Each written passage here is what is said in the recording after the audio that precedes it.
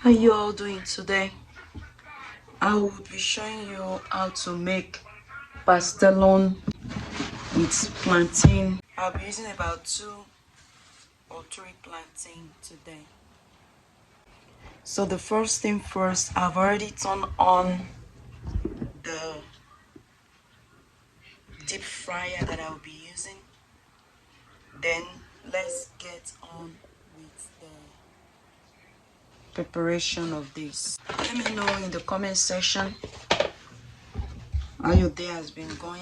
But if you have a plantain that is this ripe, we can still make good use of it. Just have to be very careful when you are opening it up. If you haven't subscribed to my channel, please do subscribe. Remember to hit the notification bell. God bless you as you do. If you have subscribed, please hit the notification bell so at any time I make a post, you'll be the first to know about it. Thank you and God bless you. So, ensuring you have to make a straight cut. With the plantain being ripe, you have to be very careful. You don't want it to thin. You are not aiming for a thin cut, you know, something like that. I don't know if you can see that it's already breaking. So for that one, I will just go ahead and do this, even though that was not my intention. But in case it breaks, you still go ahead and divide it, okay? Just in case it breaks, that doesn't mean that it's wasted. It's still going to serve its purpose, okay? Just be very careful because you don't want it to break more. We are able to get that done. So I'll carefully arrange it in this plate. Obviously, I'm going to need one more plantain with that. Alright, we're going to use this other one. So just look it up in my channel, Plantain Pop-Off. You will see how you can use overripe plantain as plantain pop-off. The plantains, most of them came out straight. I'll go ahead and transfer them here. So what we do now, the oil is ready for frying. So you are going to carefully arrange. I would go with the half first because I don't want the half to pieces out. Try your best not to make it half, but you know, mistakes is bound to happen in life, so just accept it. Don't overcrowd it and fry. Okay, so at this point you can use fork to press it out so that if there's any extra oil, it comes out. But be very careful because you don't want it to break, okay? Remember, it's already half, so you are trying your best not to let it break, okay? All right, see, those ones are out. The next is for us to put these ones, the longer ones there. I'll make it just 3. Except if you have a bigger deep fryer that you know will take more. Okay. So with that being done, we are done with the step of frying the plantain at this point. So we'll cover it and put it up somewhere till we need it. For the next step, so after frying the plantain, you get some onions and then you cut the onions, and you see why we need the onions. Our onions is now cut, as you can see. So our onions is ready for rinsing.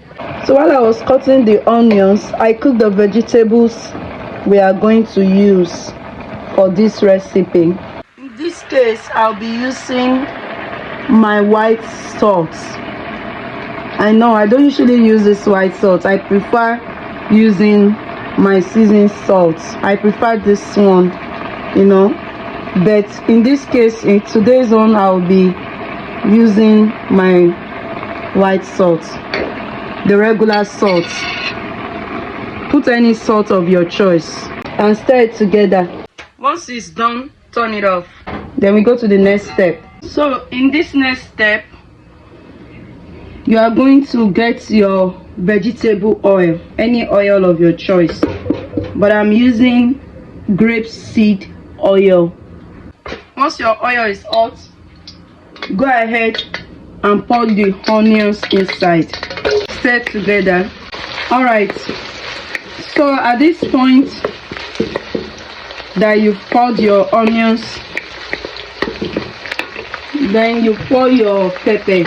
You can either use fresh pepper or you use tomato sauce. Okay, so we leave this to fry. So at this point, as you can see, so the next thing is for us to put our beef inside. You will need to, if your beef is frozen, try and detour it. You know, you can use the microwave or hot water to detour it. So we put our beef inside the stew at this point. That one is not enough for what I want, so I'm using 2. After putting your grounded beef, this is grounded beef. So after putting your grounded beef inside, the next thing is to spice it. As you all know, my seasoned salt.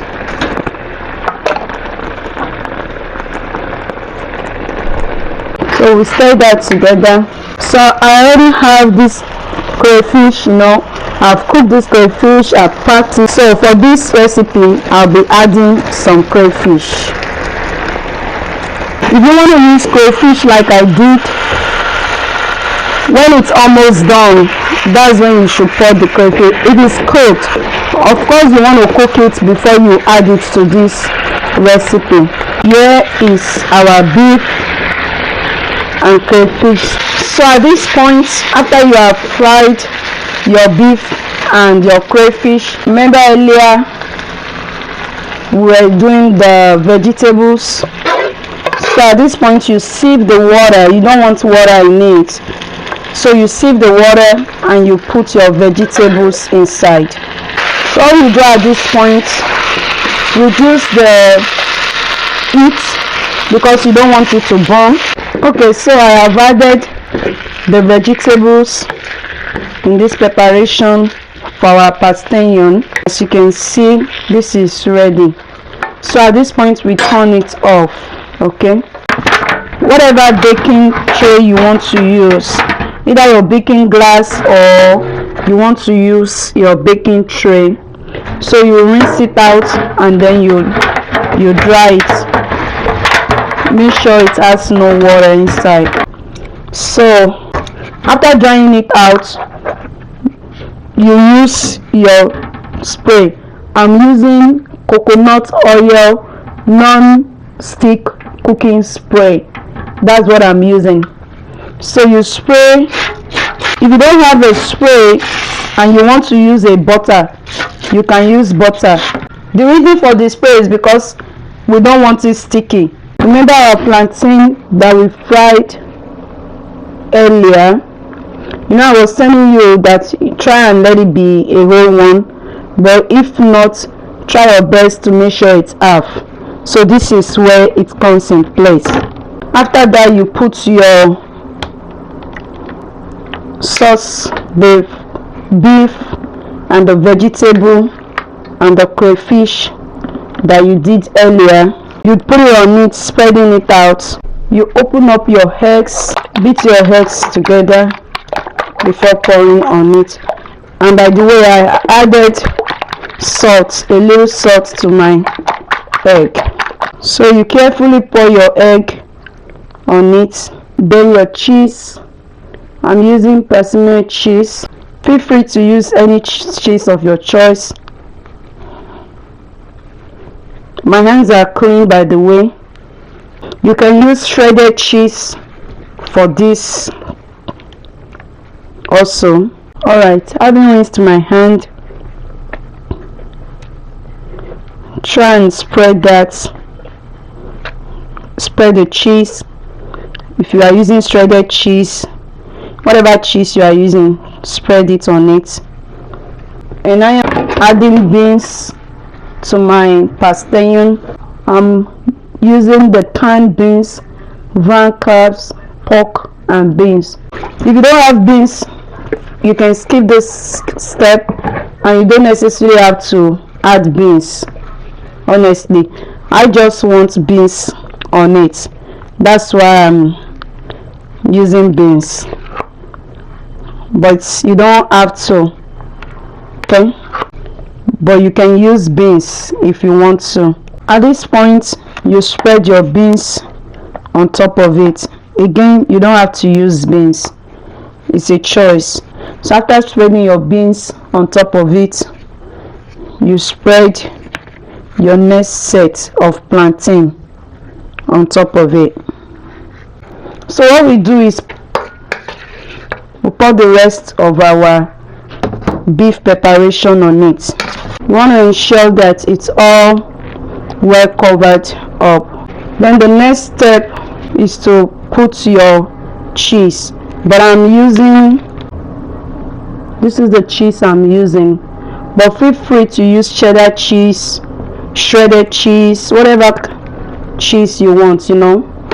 I'll actually be using, I want this to be a bit cheesy, so if you want it to be more cheesy, or you want to feel the cheese on it, if you have this kind of cheese at home, you know, I'm looking at it, it takes a lot of cheese, so the shredded cheese would probably be the best if you have the shredded cheese, and you can use this Pastelon cheese if that's what you want. But and also I'll be using the White America pasteurized single cheese on top of it. So as you can see, our Pastelon mixed vegetables and beans is ready for baking. So you bake 25 to 35 minutes at 400 degrees Fahrenheit or 200 degrees Celsius. So you cover at this point. If you have a cover for it, cover at this point, and if not, you can leave it open, you know, however you bake. But this is ready for baking.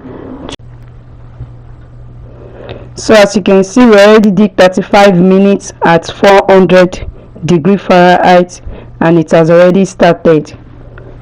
It's already cooking in there, so you wait and let it get done.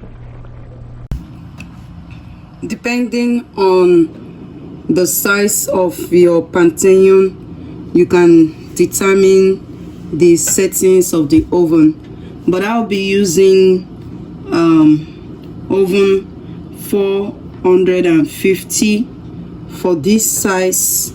I'll be using 450 for 30 minutes. So timer 30 minutes. So 450 for 30 minutes, and I will just hit start.